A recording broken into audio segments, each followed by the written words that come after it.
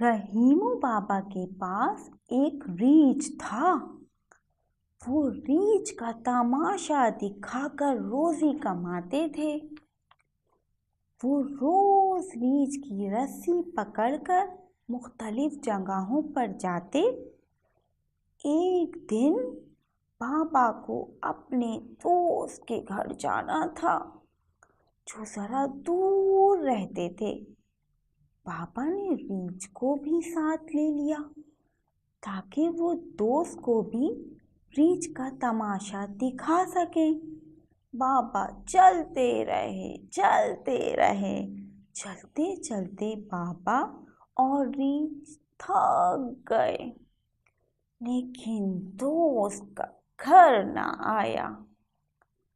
बाबा ने सोचा, अगर दोस्त के घर दूसरे रास्ते से जाऊंगा तो और देर हो जाएगी। क्यों ना मैं रेल की पटरी पार करके उस तरफ पहुंच जाऊं। बाबा चल पड़े। बाबा के पीछे एक रिक्शा जा रहा था। रास्ते में रेत ही रेत थी।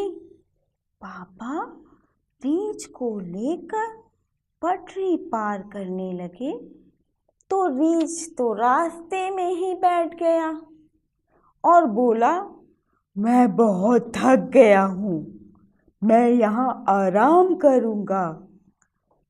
दूर से आती हुई रेलगाड़ी के ड्राइवर ने जब रीछ को देखा तो उसने रेलगाड़ी रोक दी। पापा ने सब मुसाफिरों को रीछ का तमाशा दिखाया।